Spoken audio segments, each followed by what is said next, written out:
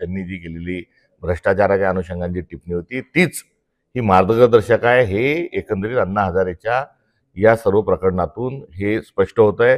कारण आपण संसदीय लोकशाहीत राहतो, जसं आधार कार्ड, पॅन कार्ड या स्वरूपाचे गोष्टी आणून किंवा जनमाहिती अधिकार यासारख्या गोष्टी आणून रजिस्ट्रेशनच्या संदर्भात किंवा बँकिंगच्या संदर्भात लिंकिंग करून भ्रष्टाचार थांबवण्याची जी प्रक्रिया सुरू झाली होती, या प्रक्रियेमध्ये अधिक लोकांचा निर्णय प्रक्रियेमध्ये सहभाग करणं हा कळीचा मुद्दा बाजूला ठेवून कुठेतरी अजून एक लोकपाल नावाचं एक भूत उभं करण्याचा अण्णा हजारेंचा तो प्रयत्न होता। आणि त्या प्रयत्नाला भुरळ ही महाराष्ट्रातल्या भारतातल्या जनतेला पाडण्यामध्ये तात्कालीन माध्यमं ही यशस्वी झाली होती। मात्र गरज सरो वैद्य मरो 2014 पासून नरेंद्र मोदी पंतप्रधान झाल्यानंतर आता या सर्व चर्चा बाजूला फेकल्या गेलेल्या आहेत। याचा अर्थ काय की यामध्ये भारतीय जनता पक्षाने जाणून बुजून अशा प्रकारचे कुभांडही रचली होती। पार्थ पवार यांच्या जमीन घोटाळ्यामध्ये काँग्रेसची काय भूमिका? नाही, पार्थ पवारांच्या घोटाळ्यामध्ये भूमिकेचा हा विषय जो आहे हा अत्यंत स्पष्ट आहे आणि आमची भूमिका स्पष्ट आहे। चुकीला चूक म्हणत आहोत। विरोधी पक्ष या नात्यानं प्रत्येक प्रकरणावर परखड स्वरूपाची मतं व्यक्त करत असताना आम्ही त्या संदर्भात संविधानिक लढाई लढत आहोत। मात्र ही भूमिका एकट्या दुकट्या आता पक्षाची राहिलेली नाही, कारण हे पहिलं प्रकरण नाही, हे 100 प्रकरणं झालेली आहे। यांची 100री केव्हाच ही भरलेली आहे। आता महाराष्ट्रातल्या 14 कोटी लोकांनी या सर्व प्रश्नांच्या अनुषंगानं भूमिका ठरवण्याची आवश्यकता आहे। हे देश विकायला, महाराष्ट्र विकायला निघालेले हे लोक आहेत।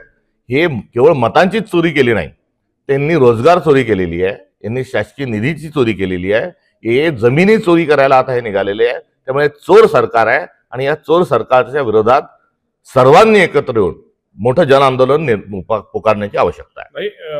पार्थ पवारच्या प्रकरणामध्ये अशी स्पष्ट भूमिका आहे का काँग्रेसची की अजित पवारांनी राजीनामा द्यावा आणि पार्थ पवारला अटक व्हावी? पहिल्याच दिवशी या संदर्भामध्ये अजित पवारांनी जनाची नाही तर मनाची बाळगून राजीनामा द्यावा किंवा न खाऊंगा न खाने दूंगा ही भूमिका भाजप सातत्याने मांडते आहे। मात्र आता हम भी खाएंगे तुम भी खाओ यावर ते गेलेले आहेत, हे यातून स्पष्ट होत आहे।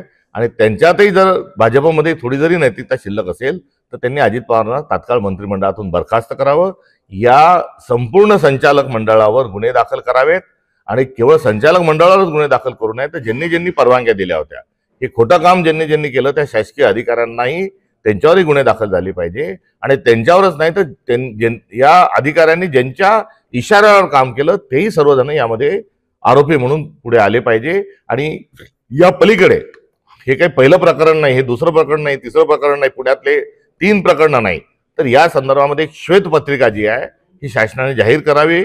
आणि सरकारच्या जमिनी किती लाटल्या, वतनाच्या जमिनी किती व्यवहार झाले, खरेदी झाल्या, हस्तांतर झाले, एवढंच नाही तर भाजपचं कार्यालय जे आहे तेही कोणत्या जमिनीवर, या सर्वाची श्वेतपत्रिका ही तात्काळ देवेंद्र फडणवीसांनी जाहीर करावी। आणि पुढच्या नागपूर हिवाळी अधिवेशनामध्ये संपूर्ण 1 दिवस या श्वेतपत्रिकेवर चर्चा करावी, ही असणारी काँग्रेसची भूमिका आहे। चुकीला चूक म्हणून अटक झालीच पाहिजे, राजीनामा झालाच पाहिजे। मात्र हे बेशरम सरकार आहे, रम्मी खेळणाऱ्यांना माफी, डान्सबार गृहमंत्र्याच्या आईच्या नावावर चालतो त्यांना माफी, शेतकऱ्यांची सातत्याने थट्टा करणाऱ्यांना मानसी, सामाजिक तेढ निर्माण करणाऱ्यांना माफी। त्यामुळे हे चोर सरकार आहे आणि अशा सर्व चोरी करण्याची मुभा त्यांनी त्यांच्या मंत्रिमंडळाला दिलेली आहे। त्यामुळे सरकारच बरखास्त करण्याची वेळ आता आलेली आहे। मनोज जरांगेने आरोप केला आहे की धनंजय मुंडेने त्यांच्या हत्येची सुपारी दिली, कसं पाहता? या प्रकरणामध्ये देवेंद्र फडणवीस हे सर्वात मोठे याच्यातले कल्प्रिट आहेत आणि मुख्य सूत्रधार या सगळ्या प्रकरणाचे हे देवेंद्र फडणवीस आहे। जेव्हा मराठा समाज आरक्षणाच्या मागणीकरता अंतरवादी सराटी या ठिकाणी बसलेला असताना पोलिसांना पाठवून अमानुष लाठीमार करायला लावला आणि त्या निमित्तानं महाराष्ट्राचं शांत, सभ्य आणि सौहार्दपूर्ण वातावरण हे देवेंद्र फडणवीसांनी जाणून बुजून बिघडवलं।